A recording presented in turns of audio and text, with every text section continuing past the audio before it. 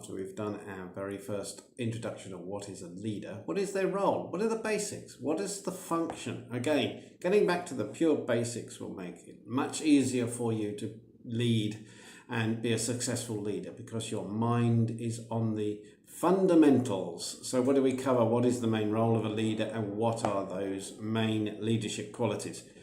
We will talk a lot more about leadership qualities as we go on and go into them in a lot more detail. Let's get with the basics. The role: provide clear, powerful direction.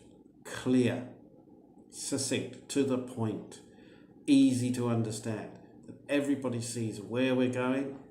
And powerful direction, we understand why it's important, why it's valuable, why we want to achieve these things.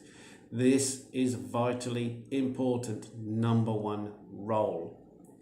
If you give miscommunication or something a little confusing, or tell one group or team one thing and somebody else another thing, there will be confusion.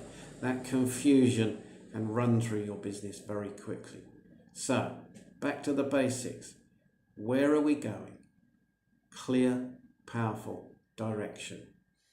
And of course, make sure everybody understands the direction, its purpose, its value, and also the objectives that they are to achieve, their involvement in this business, where they are in this machine, this clockwork machine that is running to provide products for our customers, or a customer service or sales, etc.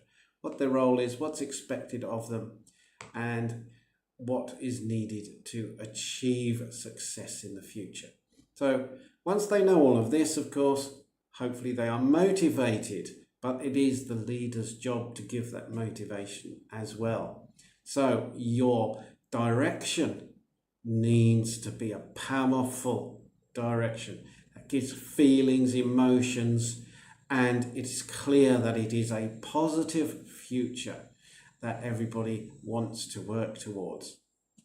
And one of the points here, which we will go into more detail later, is it has to be a positive future for the listener that you are trying to motivate. Yes, it might be, yes, and in the future we will make an extra $500,000, pounds, whatever it may be, and our profits will increase.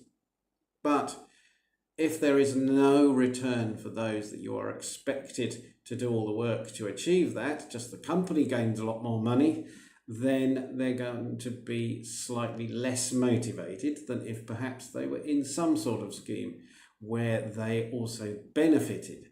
It might be benefits from new equipment, new machinery, easier working conditions, etc. It doesn't have to be salary.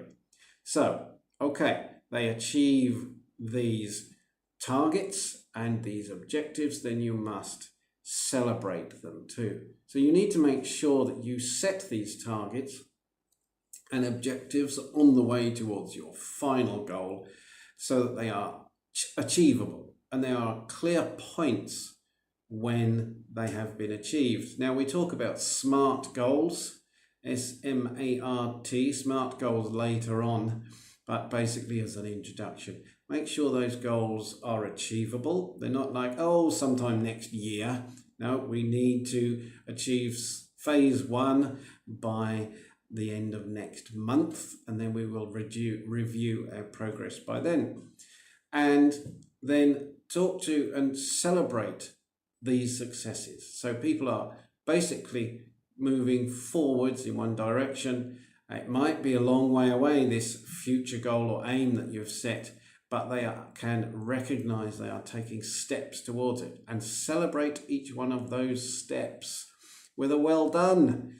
I like the way you did that. It's brilliant that you finished slightly earlier than expected. That's fantastic. And I like the way that you added in that extra piece we didn't talk about in the meetings, but you've gone through this and you've come up with some extra options which I'm sure our customers will like. Don't just say, well done, you've achieved objective 1.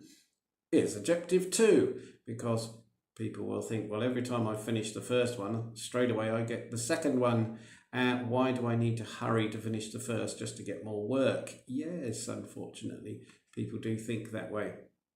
So praise success and give reasons why you praise that success, and maybe there can be some sort of bonus or some sort of motivation to achieve each step and each goal, rather than continuously adding an extra workload onto somebody just because they work faster or more efficient than everybody else. You have to think about these things carefully, and we do a lot about motivation, etc. Last one down there, actually, we talk about providing resources. Of course, that's a big part of the leadership role, to make sure that people have the resources to be able to achieve what they're supposed to be achieving.